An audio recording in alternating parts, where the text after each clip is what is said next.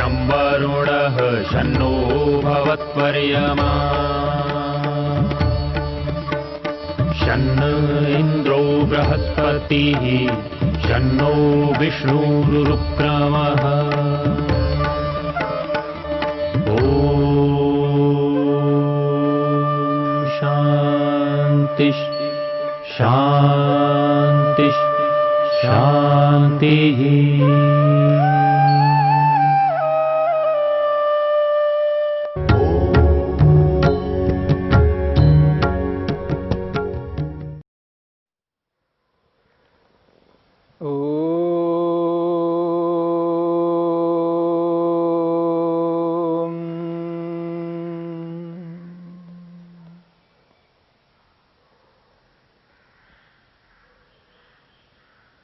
योग में मन और मन की वृत्तियां, मन के व्यापार।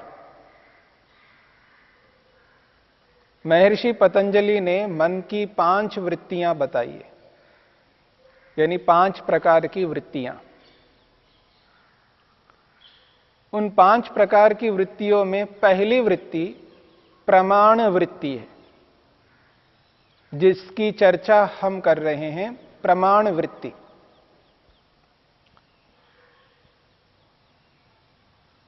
मनुष्य के जीवन में प्रमाण का अत्यधिक महत्व रखता है।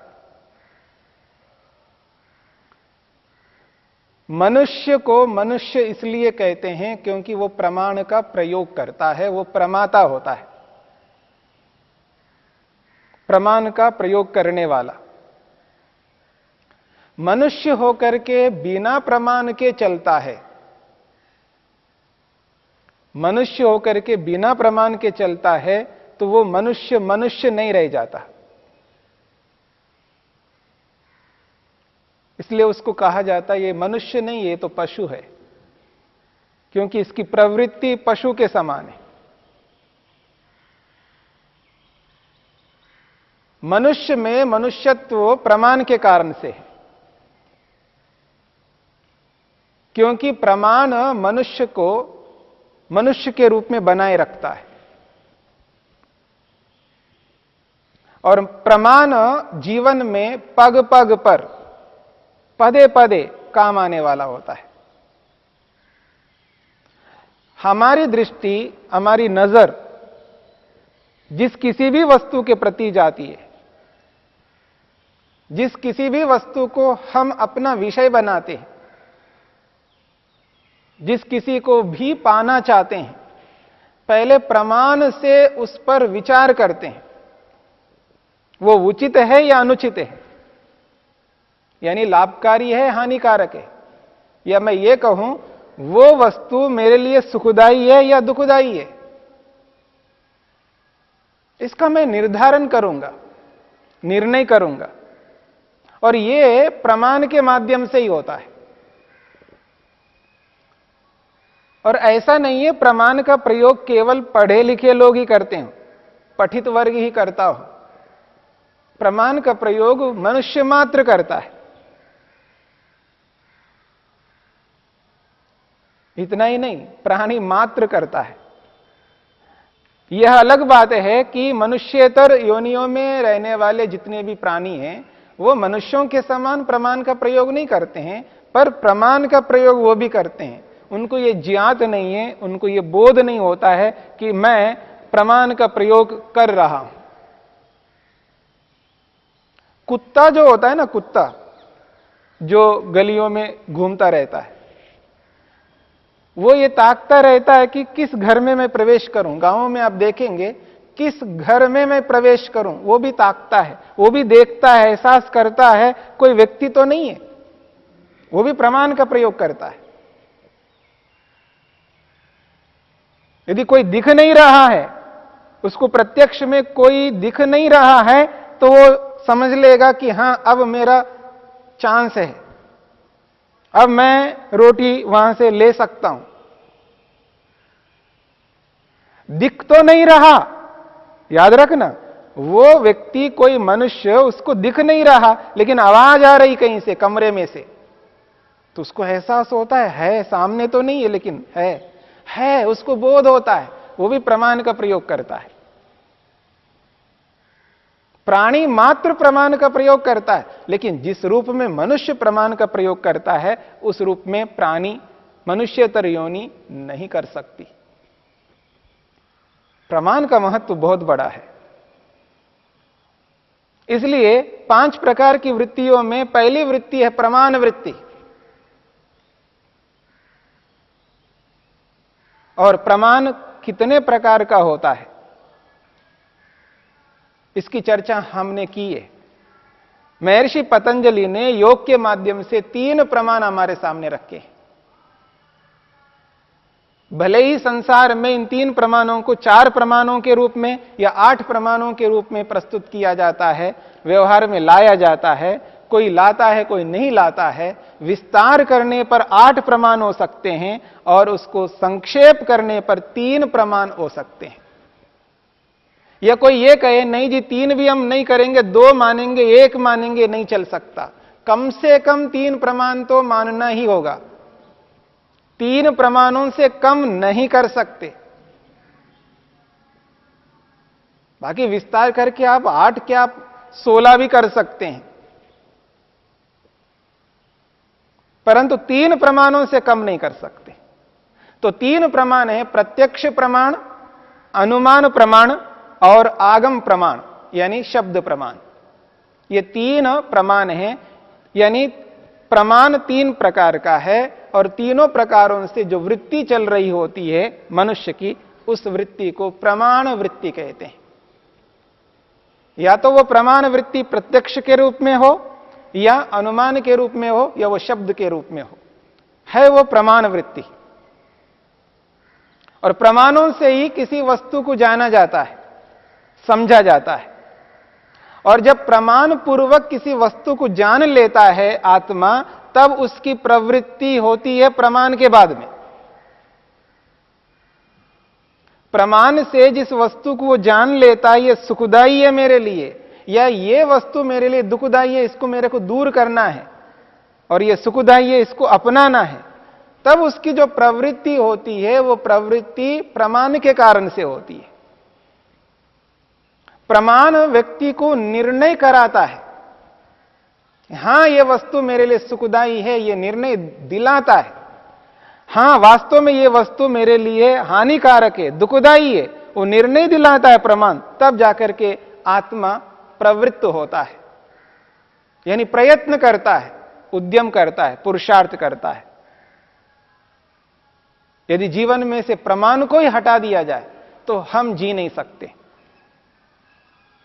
इसलिए यहां पर महर्षि पतंजलि ने योग में 3 प्रमाणों की चर्चा की है, जिनके बिना हम जी नहीं सकते, जिनके बिना हम व्यवहार नहीं कर सकते, जिनके बिना हम अपने लक्ष्य तक नहीं पहुंच सकते।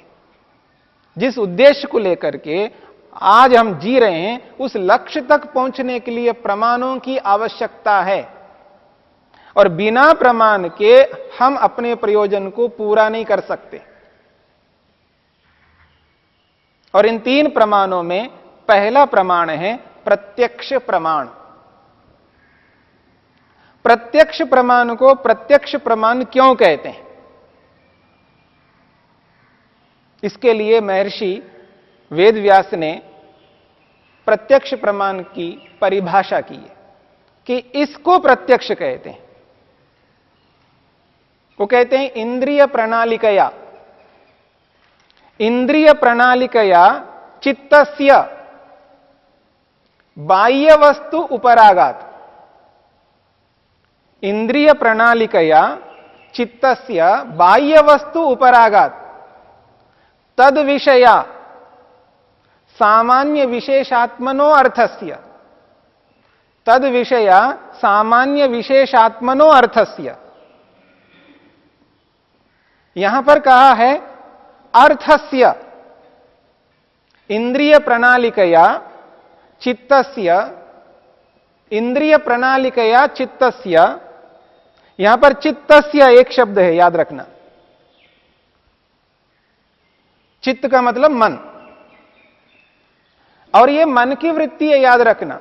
मन के व्यापार है, मन के विचार है यहां पर मन साक्षात किसी वस्तु के साथ नहीं जुड़ सकता।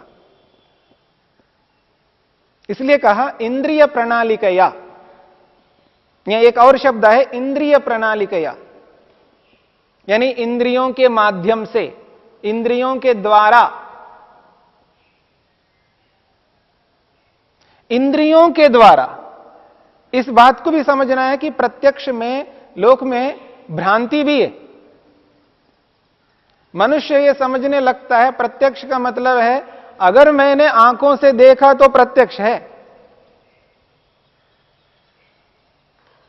वो तो रूप का प्रत्यक्ष है,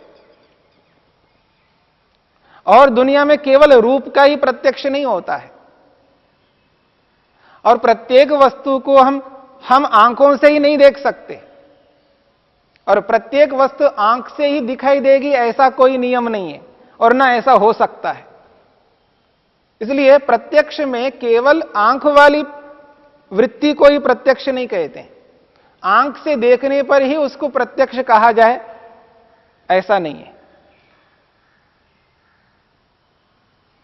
फिर कैसा है?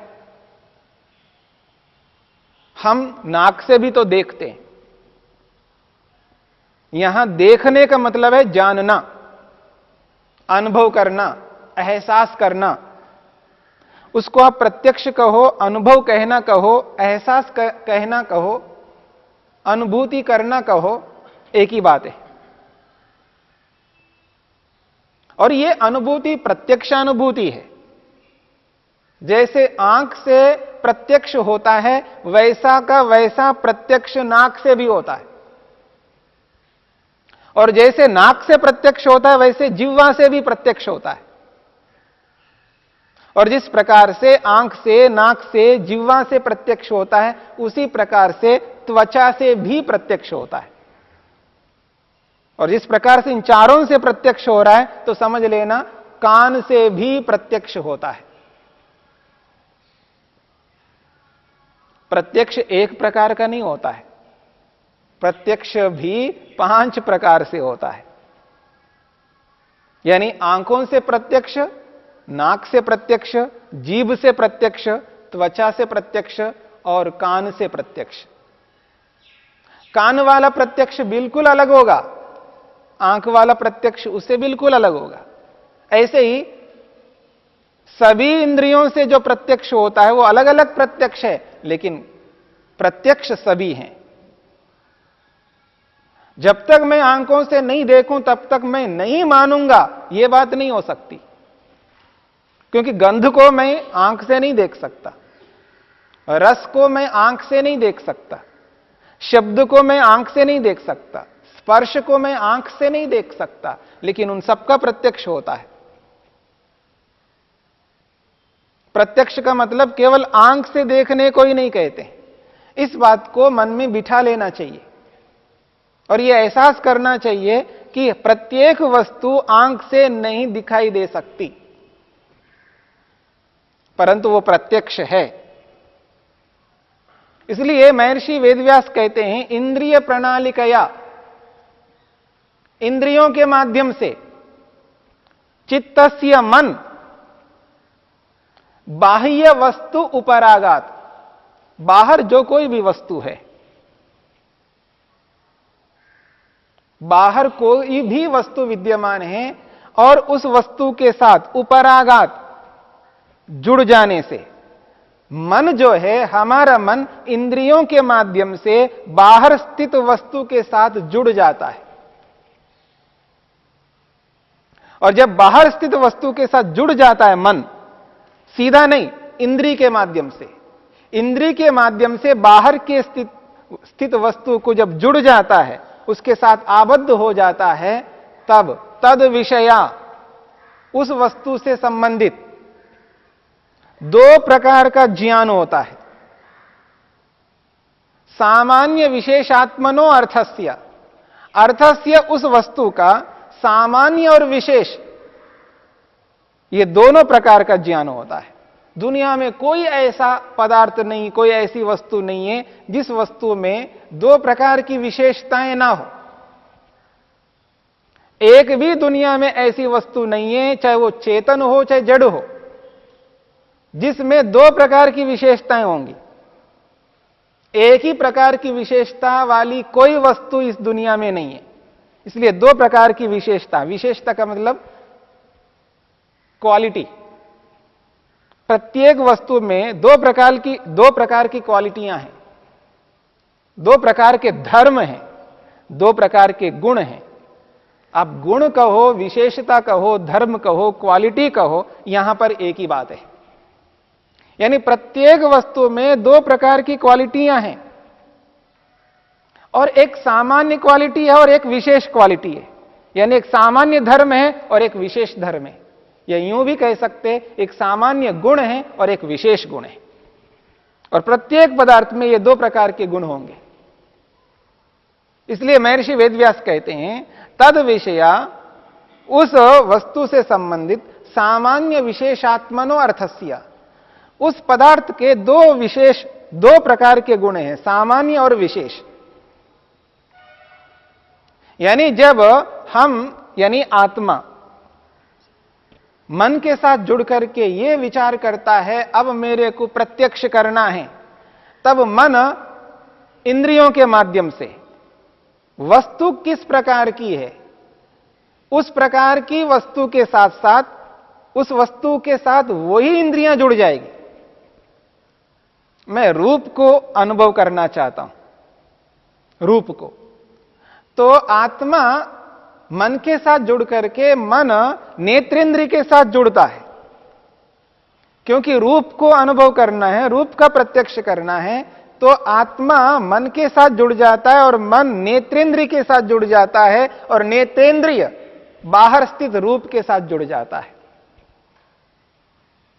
जब बाहर स्थित वस्तु के साथ नेत्रेंद्रिय जुड़ जाता है, आबद्ध होता है, तब वो बाहर वाली जो वस्तु है उसमें दो प्रकार के धर्म दिखाई देते हैं, दो प्रकार की विशेषताएं उसमें विद्यमान है, दो प्रकार की क्वालिटियां हैं। और उन दो प्रकार की विशेषताओं को वो जान रहा होता है, समझ रहा होता है। और वो दो प्रकार की विशेषताएं कौन सी है? एक सामान्य विशेषता यानी सामान्य धर्म, और एक विशेष धर्म है। सामान्य धर्म सभी पदार्थों में विद्यमान है, सामान्य धर्म सभी पदार्थों में विद्यमान है। और विशेष धर्म जो होता है वो सभी में विद्यमान नहीं हो सकता, पर सामने वाली वस्तु को नेत्रेंद्र के माध्यम से अनुभव कर रहा है, और अनुभव करते हुए दो प्रकार के धर्म उसके सामने आ गए, ये सामान्य धर्म है और ये विशेष धर्म है।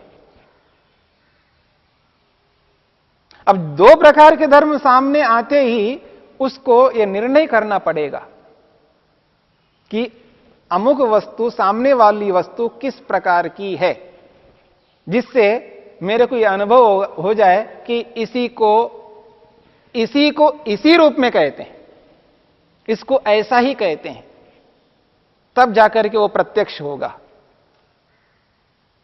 उसको प्रत्यक्ष प्रमाण कहेंगे। इस प्रत्यक्ष प्रमाण को और अच्छे ढंग से हम उदाहरण के रूप में समझेंगे।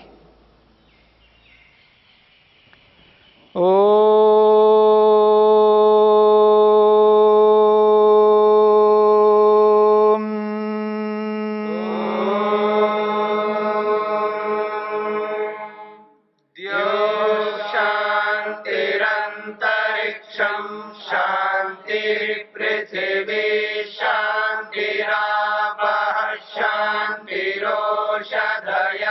शांतिः वनस्पतयः शांतिर्विश्वे देवा शांतिर्ब्रह्म शांति सर्वं शांति शांतिरेव शांति शांति